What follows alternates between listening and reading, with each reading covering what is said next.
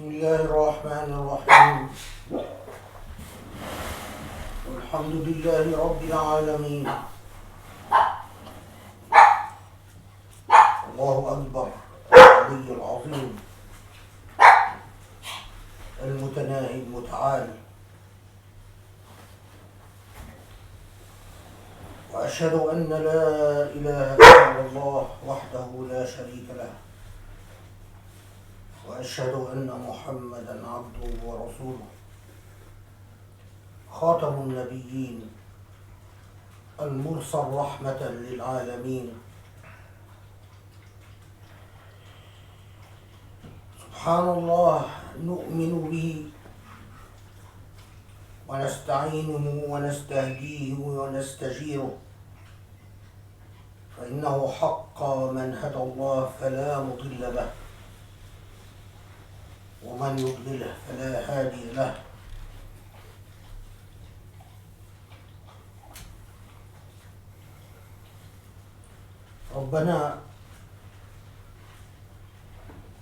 ربنا نتوكل عليك ونعوذ بك من أن نضل أو نضل أو نزل أو نزل أو أن نظلم أو نظلم أو أن نجهل أو نستجهل. ودوما نقول يا نور السماوات والأرض اجعل في قلوبنا نورا، واجعل في ألسننا نورا، واجعل في أعيننا نورا، واجعل في وجوهنا نورا، واجعل في كلامنا نورا، واجعل لنا نورا. أنت نور السماوات والأرض، قيم السماوات والأرض. ونصلي ونسلم ونبارك على محمد وعلى آله وأصحابه ومن اتبعه بإحسان إلى يوم الدين.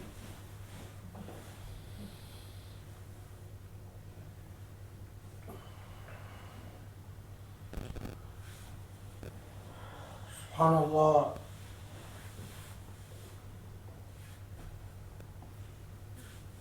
SubhanAllah, the messages that the Quran conveys to us all the time. If only we ponder, and if only we reflect, and if only we take the words of Allah subhanahu wa ta'ala seriously. وتمت كلمة ربك صدقا وعدلا ويحق الحق بكلماته. The words of your Lord in Surah Al-An'am, the words of your Lord, the revelation of your Lord, their completion, their perfection,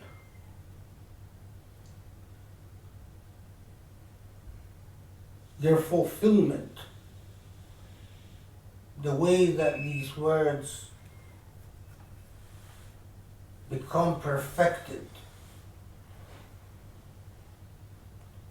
is by upholding what is truthful, truth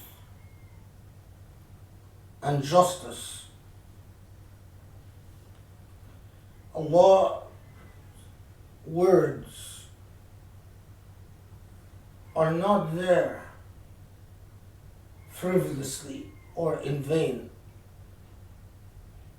These words uphold truth because truth exists beyond the veils of human egos and beyond the veils of desires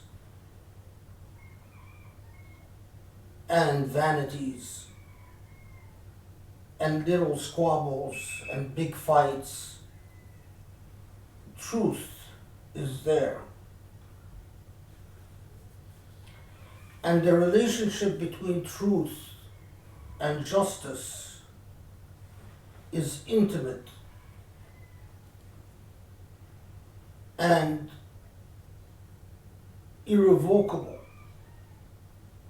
The very nature of truth calls for justice, and the very nature of justice calls for truth.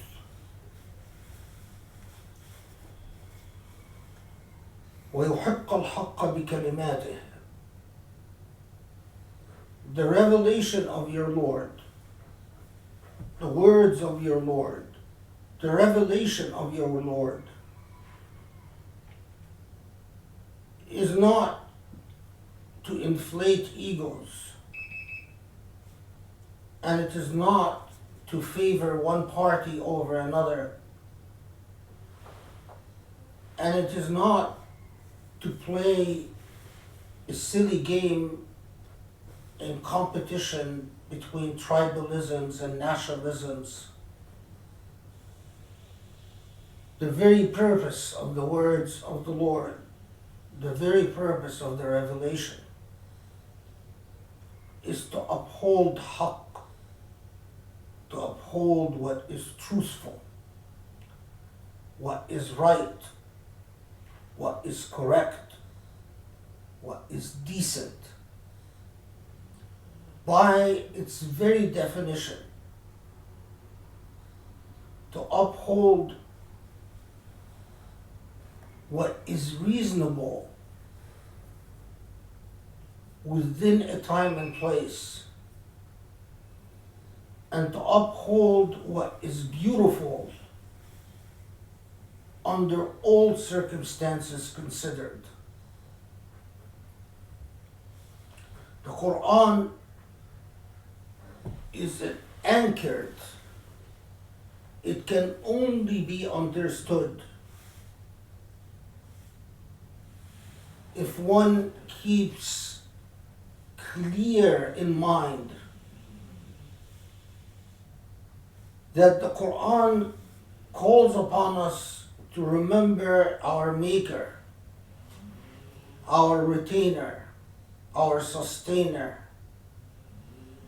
to remember that this entire existence has an owner and that you yourself have an owner. That the idea of a human being who is free to be what they are or what they want or do as they may ignores the fact that they already belong to a supreme and divine being. It is true that by belonging to a supreme and divine being, then you belong to no other. You cannot belong to any other. By laying claim to you, God is your owner. No other human being can own you. No other human being can dominate you, can have the type of power over you that is reserved only to God. But once you are mindful of the fact that you have an owner, then it becomes logical to understand that this owner has given you a mission, and that the words and revelation of your owner have a mission, have a purpose, have a cause. And the purpose and the cause is what is right, what is truthful, what is decent, what is beautiful, what is just.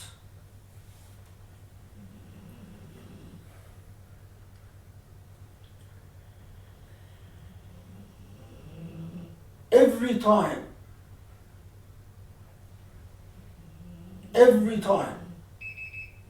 you confront a situation that is not righteous, every time you confront a situation that is not just, then immediately you must know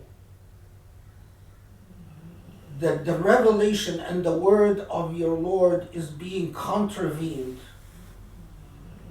And worse than that, it is being directly violated. We are accustomed to thinking of small-scale violations. We are accustomed to think of whether you did this thing correctly or whether you performed that act correctly, whether you prayed sunnah, whether you put your hand in the right place, whether men and women spoke to each other, whether genders mix, whether someone wears hijab, whether drawing is haram or halal, whether music is halal or haram, all of that. But compared to what this very revelation has set as a goal for itself, Allah subhanahu wa ta'ala tells us that those who accept Allah's revelation استمسك بالعروة الوثقى لا انفصام لها والله سميع عليم, they hold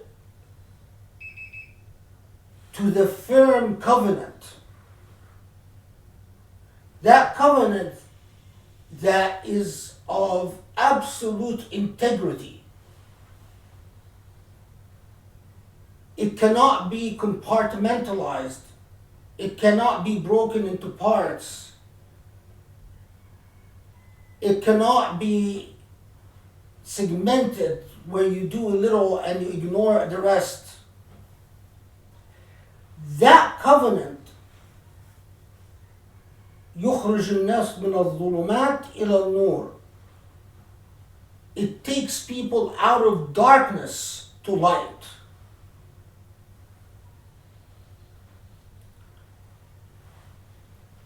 What is light? It takes people out of darkness to light. When people have a pandemic and they are dying in the thousands from a pandemic, that's darkness. When someone finds a cure for that pandemic, that's light. When people are ill, but the rich get first-class treatment and the poor are mistreated and often die because they don't have the same level of care, that's darkness. When you treat people all equally, that's light. It is only our own stubbornness and obstinance and egoism that make us ignore what is darkness and what is light.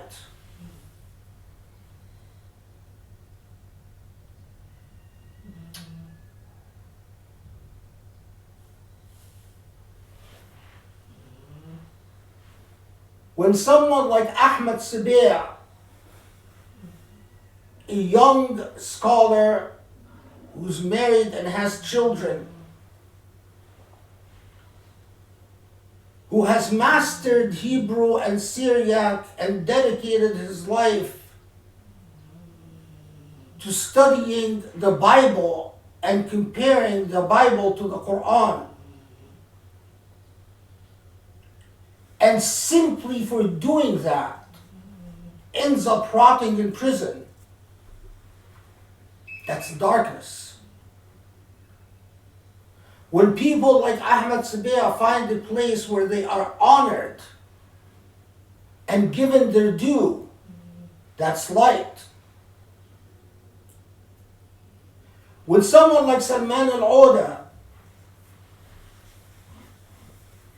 someone who had become, before he was arrested, as the face of Muslim moderation. Someone who wrote beautifully about the Prophet ﷺ, showing the humanistic side of his teachings and emphasizing on everything that is humanistic and tolerant in Islam, till today sits in prison. And the rest of the Muslim world just goes on. That's darkness. When people like Salman al-Auda are honored and given freedom and allowed to speak their mind, and those who disagree with him can respond to him in kind, not imprison him. That's light.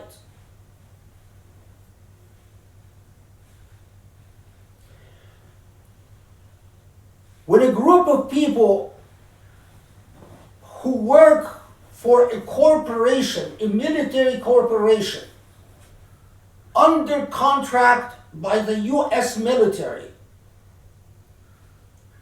these are military corporations, they're private corporations that are paid our tax dollars to help our military carry out missions that the military asks them to do. That corporation, Blackwater, committed enormous and numerous atrocities in Iraq and Afghanistan. They received our tax dollars, your tax dollars, took that money and murdered hundreds, if not thousands, of innocent people in Iraq and Afghanistan. And out of the many atrocities committed by Blackwater and similar corporations, only one was persecuted because it was intolerably egregious. This was in Mosul. People working for Blackwater stopped Iraqi civilians, and they could see that they were unarmed. They could see that they were women and children, and methodically executed them as the children wept and cried as they saw their mothers and fathers being murdered. And then some of these children were in turn killed by people wearing the American flag. It was so atrocious that people working for Blackwater testified against their colleagues. And people working for the American military testified against their fellow Americans because the massacre was so horrendous.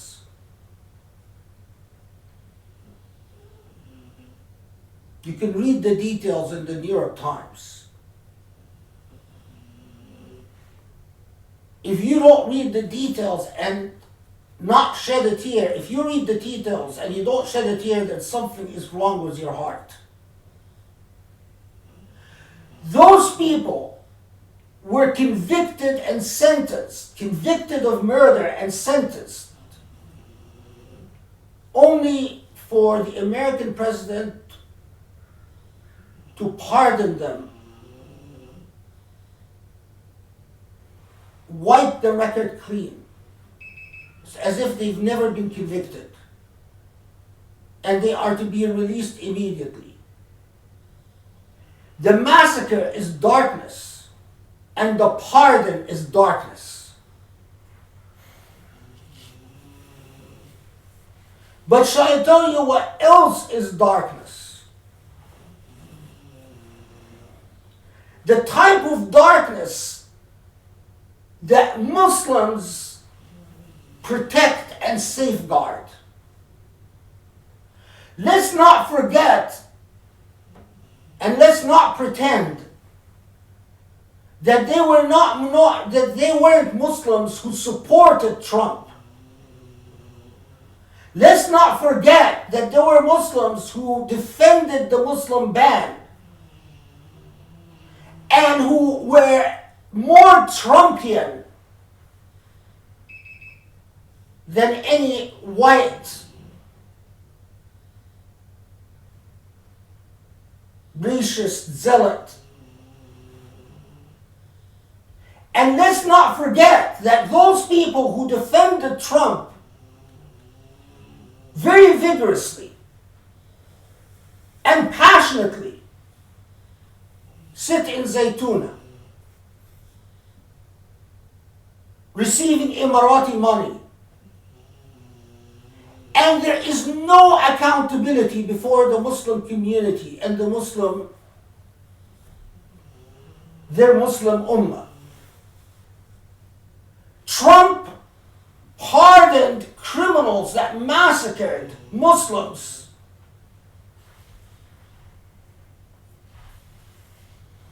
Care condemned, but so many other Muslims were quiet. Darkness upon darkness. Darkness upon darkness.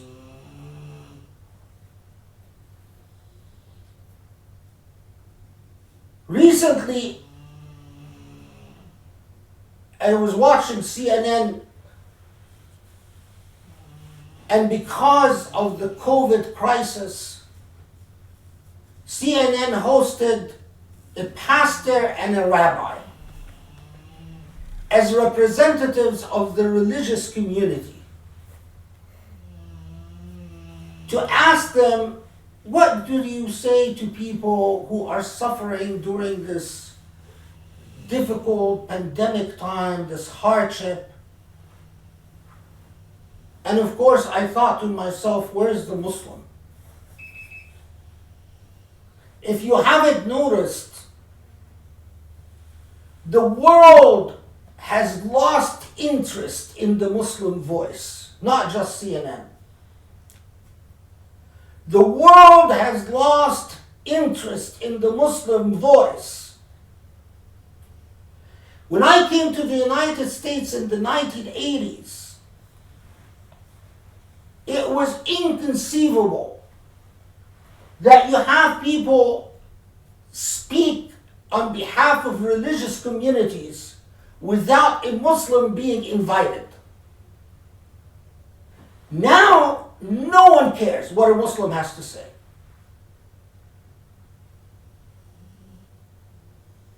This is when the Muslim ban happened and Muslims were fine with Trump, although he hated them and banned them. This is when Jerusalem was annexed and Muslims did nothing. This is when the cartoons of the pornographic cartoons of the Prophet were displayed on French governmental buildings. And Muslim states put in prison those who called for the boycott of France. If you don't respect yourself, if you don't show that as a Muslim you have a clear understanding of what haqq is and what adl is, what truth is and what justice is, if you don't respect yourself, no one respects you. Think about that. When we sold out Jerusalem, when we sold out the Palestinians, when we sold out the Kashmiris, when we sold out the Rohingyas, when we sold out the Muslims of China who are suffering in horrible concentration camps, when we even sold out those who stood by us protesting the Muslim ban and started philosophizing, well, what are we going to do? Maybe it's not that bad.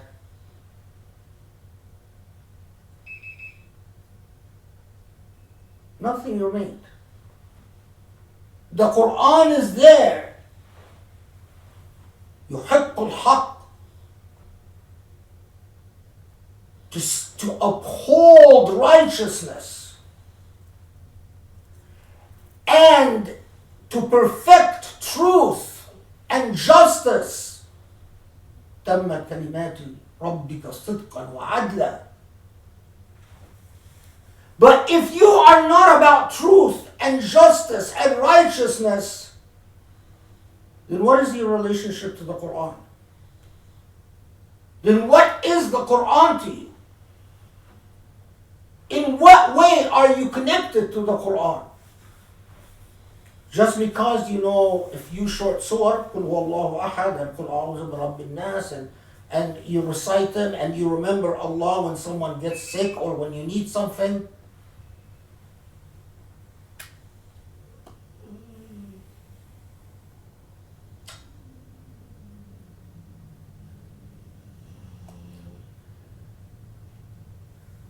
Someone, after one of my khutbahs, sent a message, oh, you're always telling us about problems, but you don't tell us what to do. All you want us to do is to give money? You know, if all you did was give money, our problems would end.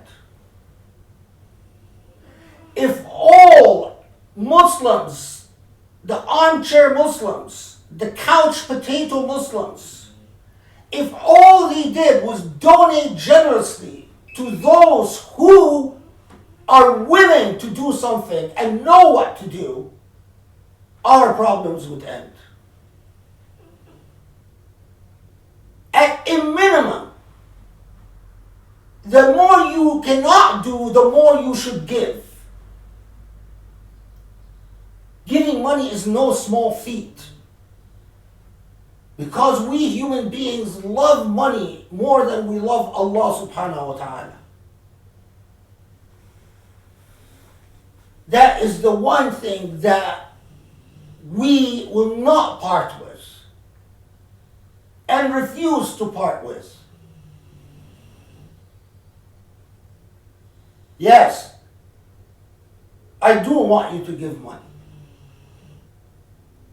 But before you give money, I want you to get an education. Because raising the banners of Islam is easy. But explaining to people in what way Islam takes people from darkness to light, now that's hard. And for that, you need knowledge. Not activism, not energy, not a bunch of heated people.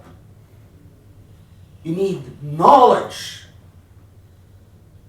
You need knowledge of darkness, and you need knowledge of light, and you need the know-how how to transform a situation from darkness to light. In Arabic, we say, al-mushkila mushkilat wa'i. The problem is the problem of lack of awareness. Lack of awareness is a respectable word for ignorance. Indeed, the problem is ignorance. قولوا قولي هذا واستغفر الله لي ولكم. اسال الله استغفر. بسم الله الرحمن الرحيم والحمد لله رب العالمين والصلاة والسلام على محمد خاتم النبيين المرسل رحمة للعالمين.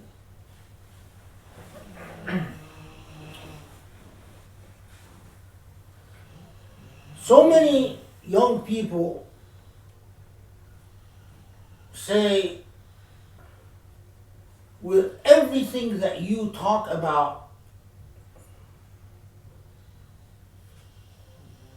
isn't it logical to despair? So many young people, and I'm sure older people, but they don't ask, say, we have a hard time holding on to hope. Is there any hope?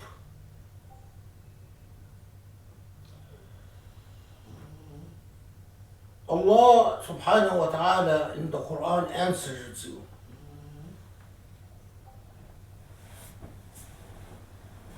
وَمَنْ يَقْنَطْ مِنْ رَحْمَةِ رَبِّهِ إِلَّا الضَّالُّونَ.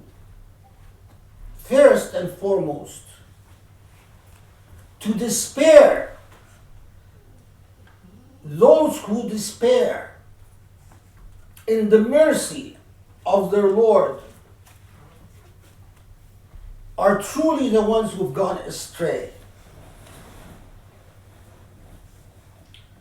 That's one point.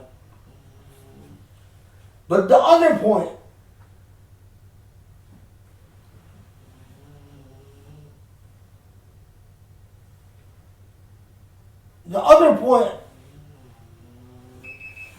Allah reminds us, وَإِذَا أَذَقْنَا النَّاسَ رَحْمَةً فَرِحُوا بِهَا وَإِن تُصِبْهُمْ سَيِّئَةً بِمَا قَدَّمَتْ أَيْدِيهِمْ إِذْ هُمْ يَقْنَطُونَ.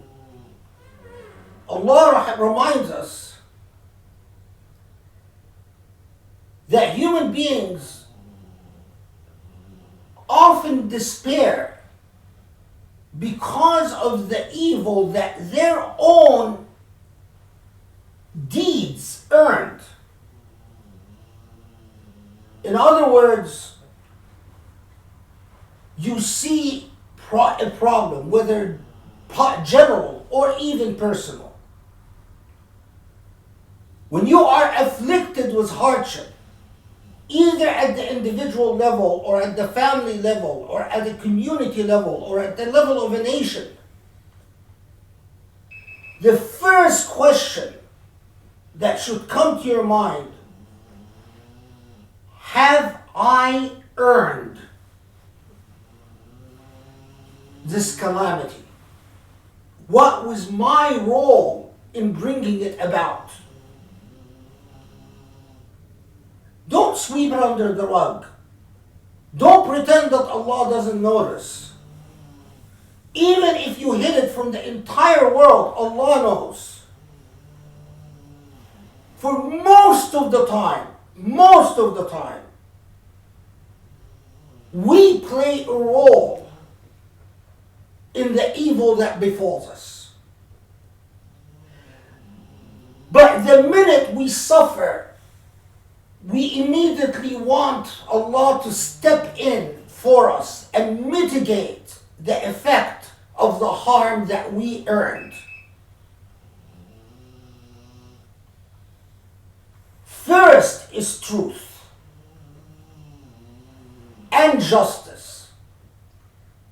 And before you start talking about the mercy of your Lord, have you discharged your obligations towards truth and justice?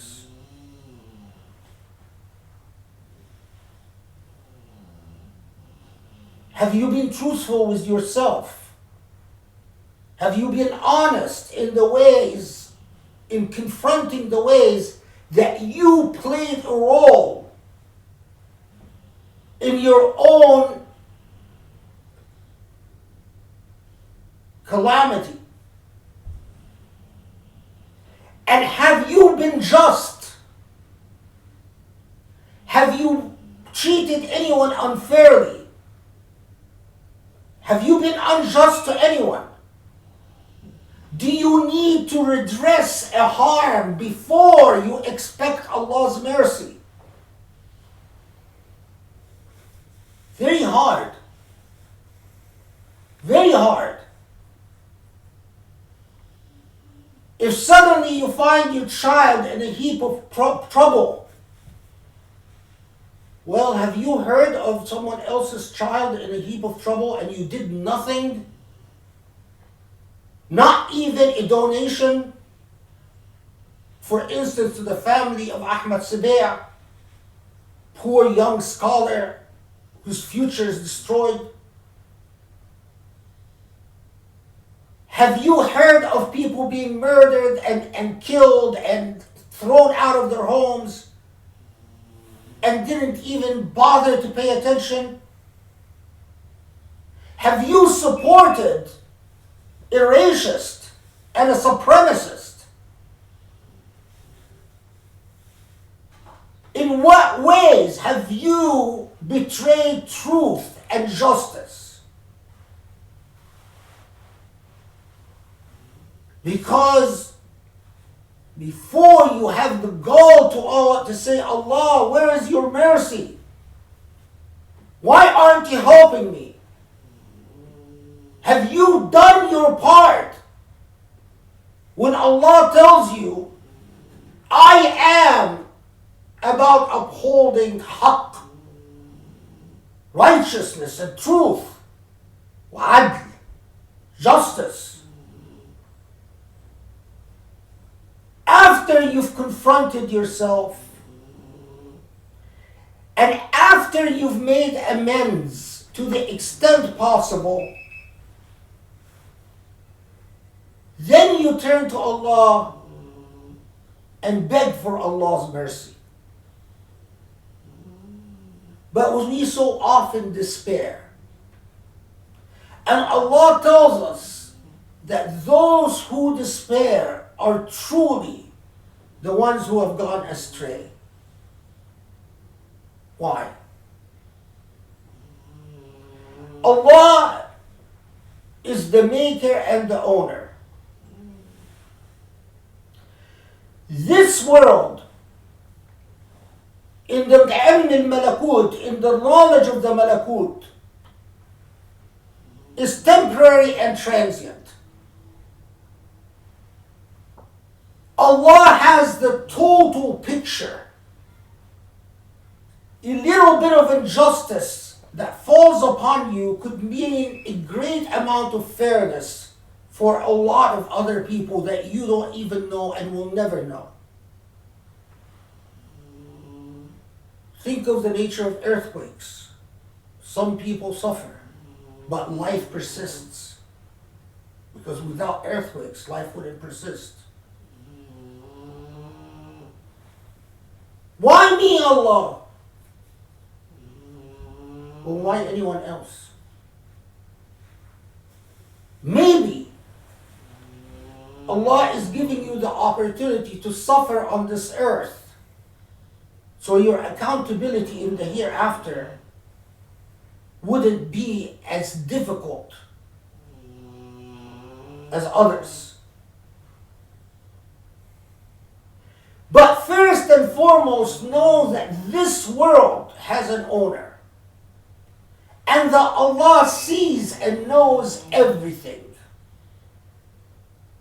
And it is one of two things. Either your own misdeeds are an obstacle preventing your prayers from being answered, and then you have to cleanse your misdeeds so your prayers will be answered.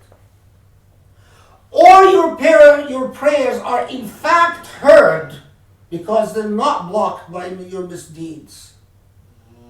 But in Allah's infinite wisdom, Allah doesn't want to answer your prayer. And true Iman is to say, Allah, I know that this hurts, whatever it is. It hurts. I'm suffering. But Allah, I know that you are the owner. And you are the ultimate sovereign. And if this is what you want for me, then I accept it. And it becomes my happiness. That's the iman that we should all aspire to. We pray fervently. We beg, we plead. But ultimately, we have to reconcile ourselves to that this is a merciful God who has a total picture, whose mercy extends not just to this life, but the hereafter. And that for this God, the hereafter is more important than the here now.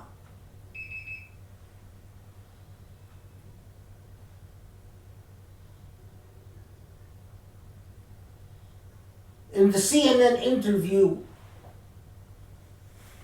the interviewer asked the rabbi and the pastor, so many people are suffering during COVID. So many people lost loved ones. So many people lost jobs. So many people can't pay their bills. What do you tell them? And both the rabbi and pastor said, well, we tell them, you're not alone. First, I thought they might mean, you're not alone, God is with you. But it turned out that they were saying you're not alone because there are other people with you. And I thought to myself, what a shame that there is no Muslim voice. Because what a silly answer.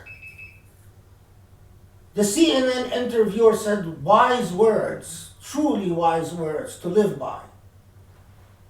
What does that mean? You're not alone. I lost my job and I can't pay rent. Shall I call the rabbi for a check? Shall I call the pastor for a check? I am about to lose my home. Will the rabbi provide a house for me? Or the pastor provide a house for me? What does that mean? You're not alone. Just jargon. It is exactly an example of the type of non-truth that the Quran would never support. Because when a Muslim speaks, it must be words of truth and words of meaning. What do you tell them? You tell them, turn to Allah. Turn to God. And work very hard to achieve justice on this earth by bringing a government in power that looks after the poor and cares about the insolvent and dispossessed. That's the real Muslim answer. Not insha'Allah, not hasbi Allah, not tawakkal to Allah, but a complete, total answer. أقول قولي هذا واستغفر الله لي ولكم إني داع فأمنوا. اللهم اغفر لنا، اللهم ارحمنا، اللهم تولنا يا رب العالمين. اللهم يا رب انصر الإسلام واصلح حال المسلمين. Allah, forgive our sins, grant us a stronger faith, and guide us towards a straight path, and bestow your light upon us. يا الله يا علي عظيم، اللهم صل وسلم وبارك على محمد وعلى آله وصحبه ومن تبعهم بإحسان إلى يوم الدين. إن الله يأمر بالعدل والإحسان وإيتاء ذي القربى وينهى عن الفحشاء والمنكر والبغي يعظكم لعلكم تذكرون وأقيموا الصلاة